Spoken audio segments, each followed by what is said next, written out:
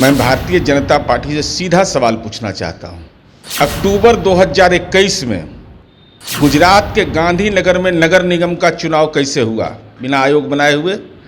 दिसंबर 2021 में पंचायत चुनाव गुजरात के अंदर कैसे संपादित हो गया?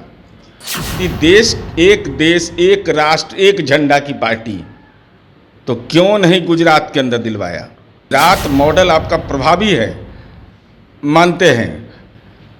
मैं भारतीय जनता पार्टी से सीधा सवाल पूछना चाहता हूं कि जरा ज्ञानवर्धन करिए कि 4 मार्च 2021 को माननीय सर्वोच्च न्यायालय ने आयोग बनाने का निर्देश दिया, जिस पर हमारी आलोचना कर रहे हैं।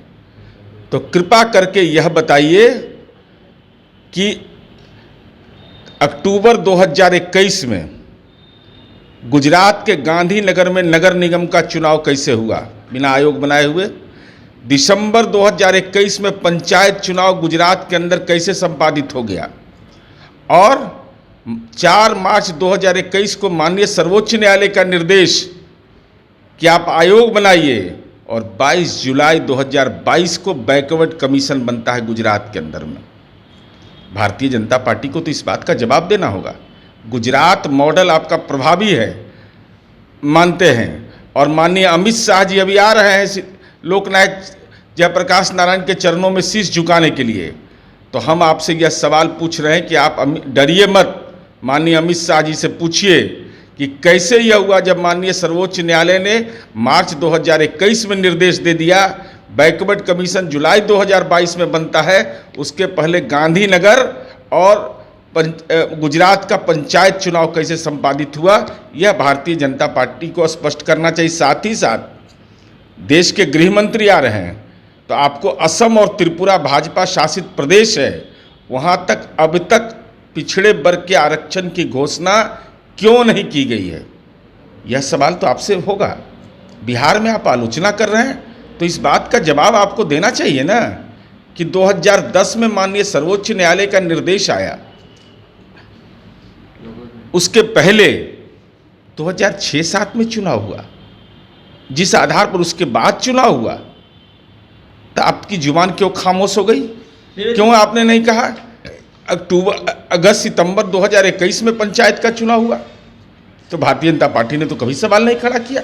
श्रेय लेते हैं कि हमने समाज के इन तबकों की हिस्सेदारी तय किया। तो अब तो माननीय सर्वोच्च न्यायालय इन चीज़ों को देखेगा। लेकिन भारतीय जनता पार्टी से यह सवाल मेरा जरूर है, क्या देश से अलग है गुजरात? क्या देश से अलग है असम? क्या देश से अलग है त्रिपुरा? क्या आप पिछड़े वर्ग को हिस्सेदारी नहीं देना चाहते हैं? यही तो हमारा सवाल यही तो है कि देश एक राष्ट्र एक झंडा की पार्टी, तो क्यों नहीं गुजरात के अंदर दिलवाया? क्यों नहीं असम के अंदर हुआ? क्यों नहीं त्रिपुरा के अंदर हुआ? क्यों नहीं कास्ट सेंसस आपने करवाया? क्या कारण है?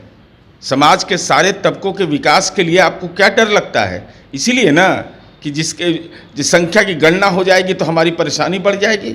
और ये स्पष्ट करता, बिहार ने तो कास्ट सेंसस की प्रक्रिया भी प्रारंभ कर दी है। लेकिन भारतीय जनता पार्टी से यह सवाल मेरा है कि अगर आप आरक्षण के प्रति जिम्मेवार हैं, और जब माननीय सर्वोच्च न्यायालय ने यह निर्देश दिया, तो गुजरात के अंदर चुनाव कैसे हो गया? असम और त्रिपुरा भाजपा शासित प्रदेश है, वहाँ अब तक इसकी व्यवस्था क्यों नहीं हुई? साथ ही साथ अगर देश के अंदर में एक सार्वभौम नीति बनाना चाहते हैं, तो निश्चित रूप से आपको यह स्पष्ट करना चाहिए कि भाई कास्ट सेंसस से आप परहेज क्यों करते हैं? क्या परेशानी आपको है? जब सुप्रीम कोर्ट निकाय चुनाव के लिए कह रहा है, तो रिजर्वेशन की पॉलिसी के लिए क्या कास्ट सेंसस की आवश्यकता नहीं है? यह भाजपा को स्पष्ट करना चाहिए। सुविधा के अनुसार तर्क नहीं, एक पार्टी एक झंडा है। तो अलग अलग गुजरात मॉडल अगर प्रभावी है आपके लिए कि बेहतर मॉडल है, तो गुजरात में पिछड़े वर्ग के लोगों के साथ यह न्याय क्यों?